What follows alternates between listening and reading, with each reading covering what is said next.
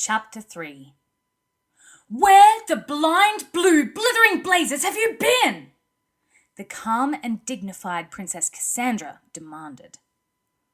Maddie froze in shock as her mother's words echoed round the living room of the royal apartment.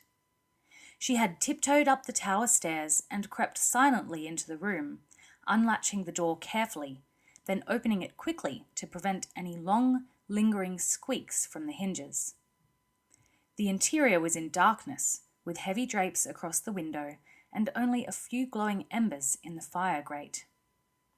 She had paused just inside the door, senses alert for any sound or any hint of another's presence in the room. She had taken off her boots before climbing the stairs and now held them in her left hand. Satisfied that her parents were still asleep in their chamber, she had begun stepping carefully across the thick carpet towards her own suite of rooms. Then her mother, as skilled in the art of ambush as most mothers are, had startled her with her furious, echoing roar. Maddie froze in mid-stride, one foot poised above the carpet. She looked frantically around the room. She had been convinced that it was empty. Now she made out the dim form of her mother seated in a large, high-backed armchair. "Mum," she said, recovering quickly, "you startled me." "I startled you." Cassandra rose from the chair and crossed the room to face her daughter. She was in her nightgown, with a heavy robe over it to protect her from the chill. An observer would have remarked on the similarity between the two women. Both were small in stature, slender and graceful in their movements. Both had green eyes and attractive features. And both had the same determined tilt to their chins. In times past, people had mistaken them for sisters, and it was no surprise that they had. They shared the same mass of blonde hair, although there were occasional grey streaks in Cassandra's now, testament to the strain that she had been under, managing the kingdom for her invalid father these past 3 years. "I startled you," she repeated from closer range, her voice rising a few tones with incredulity. "I thought you were asleep," Maddie said, trying an innocent smile. In fact, she was sure her mother had been asleep when she had left the apartment several hours before. She had peered into the royal bedchamber to make sure of it. "I thought you were asleep," her mother replied. "I seem to recall that at the 9th hour you made a big fuss about how tired you were." She feigned an enormous yawn. Maddie was uncomfortably aware that it was an excellent impersonation of her own performance the previous evening. "Oh, I'm so tired," Cassandra said, still mimicking her in an exaggerated little girly voice. "I'm afraid I'm off to bed right away." "Ah, yes," Maddie said. "Well, I woke up. I was starving, so I went down to the kitchens to get something to eat." "Carrying your boots?" Cassandra observed. Maddie looked down at them, as if seeing them for the first time. I didn't want to get mud all over the carpet," she said quickly. Too quickly. Speaking quickly often results in a mistake. "That would be mud from the kitchen," Cassandra said evenly. Maddie opened her mouth to reply, but could think of nothing to say. She shut it again. "Madeline, are you crazy?" Cassandra said, her anger finally bursting like water gushing through a fractured dam. "You're a princess, the heir to the throne after me. You can't go gallivanting off in the forest in the dead of night. It's just too dangerous." "Mum, it's just a forest. It's not dangerous. I know what I'm doing. I saw a badger," she added, as if that would excuse what she had been doing. "Oh, well, if you saw a badger, that makes it all right." Cassandra's sarcasm cut like a whip. "Why didn't you mention the badger immediately? Now I can go back to bed and sleep peacefully because I know you weren't in any danger. How could you be if you saw a blasted badger?" "Mother," Maddie began, in a tone that implied her mother was being unreasonable. Maddie only called Cassandra mother when she was exasperated by what she saw as obsessive, over-controlling behaviour. Cassandra was all too well aware of that fact, and her eyes flashed with anger. "Don't you mother me, Madeline," she snapped. Madeline's shoulders straightened, and she stood a little taller.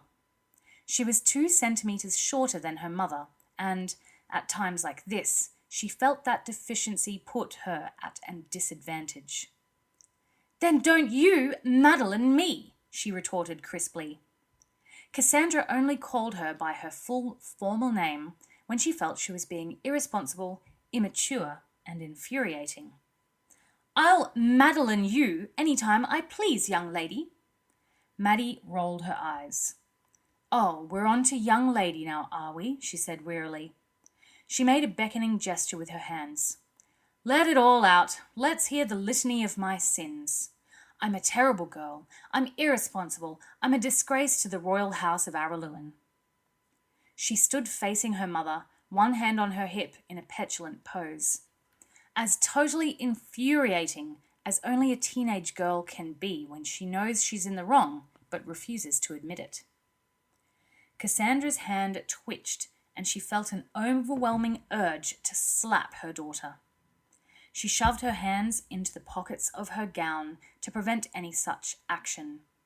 She took a deep breath and lowered her voice. "There are bears in the forest, Madeline. What would you do if you ran into one?" "Dondi says if you meet a bear, you crouch down, stay still, and don't make eye contact." Dondi was the royal forester and hunt master.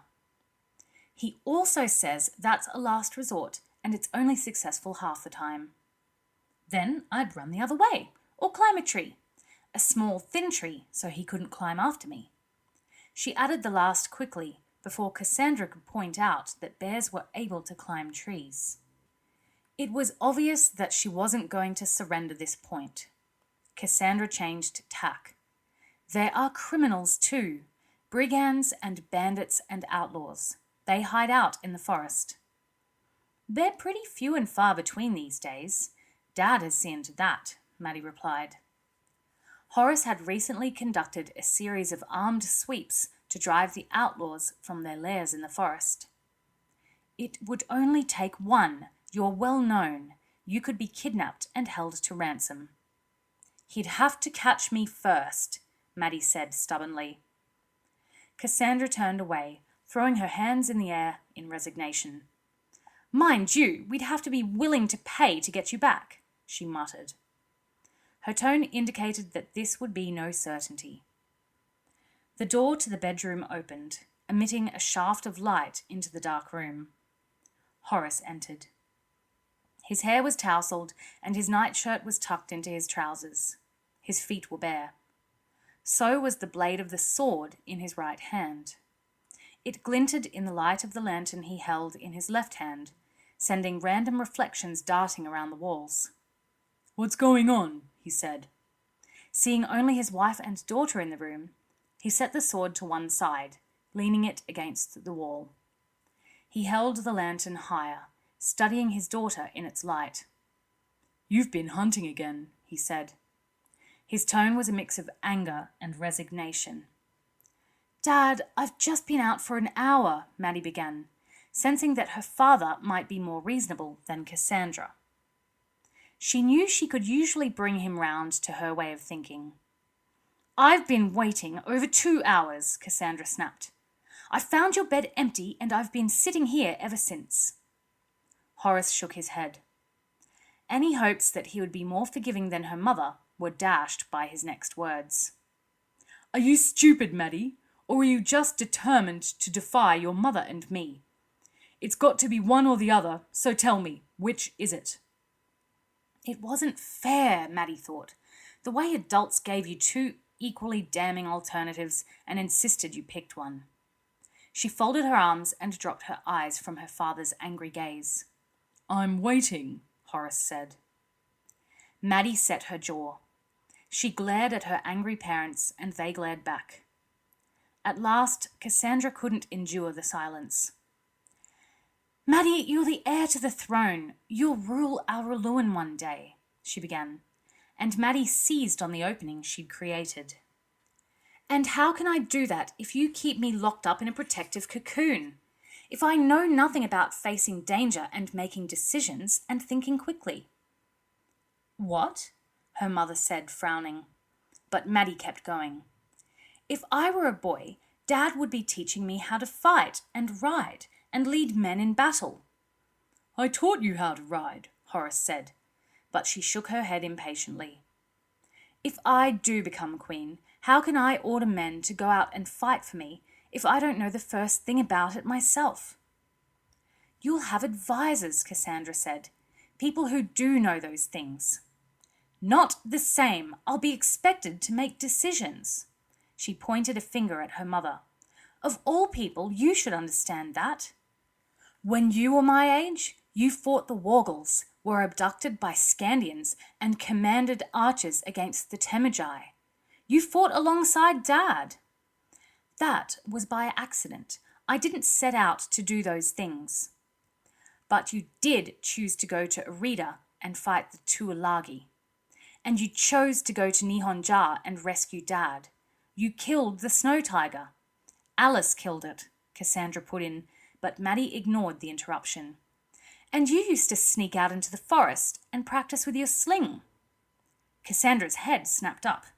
Who told you that? Grandpa? He said he used to be worried sick about you. Your grandfather talks too much, Cassandra said, thin-lipped. In any event, even if I did do those things, that doesn't say you should do them too. But people respect you. They know you've faced danger. That's all I'm asking, some of that same respect.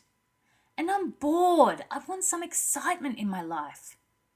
Well, this is not the way to get it, Cassandra said. Then how? Tell me that. I don't want to spend my days learning needlework and geography and Gallican grammar and irregular verbs. I want to learn more important things. Maybe we can work something out, Horace said doubtfully. He could see a grain of sense in what his daughter was saying. But she rounded on him immediately. Like what? What can we work out? He made a helpless gesture in the air. I don't know, something. We'll see. Maddie finally erupted in anger. Oh, great! We'll see! The great parental excuse for doing nothing. That's terrific, Dad. We'll see. Don't talk to me like that, Horace told her, although he was conscious of the fact that the phrase we'll see was a tried and true parental tactic for postponing difficult decisions. Why not? Will we see what happens to me if I do? What will we see? She leaned towards him, challenging him, her hands on her hips. Her entire body seemed to quiver with indignation and frustration. All right, that's it, Horace snapped. You're confined to your rooms for a week. I'll put a sentry on the door and you will not leave. Maddie's cheeks were flaming with self-righteous anger now. That is so stupid and petty. I suppose we'll see how it works out, she yelled. Make it 2 weeks, Horace said, every bit as angry as she was. She took a breath to reply, and he tilted his head to one side. Planning on trying for 3 weeks? She hesitated, then saw the look in his eyes. She turned away and stamped angrily to the door to her own rooms. This is so unfair, she shouted, and slammed the door behind her. Horace and Cassandra exchanged a long look. Horace shook his head, defeated, and put his arm around his wife's shoulders. That went well, he said.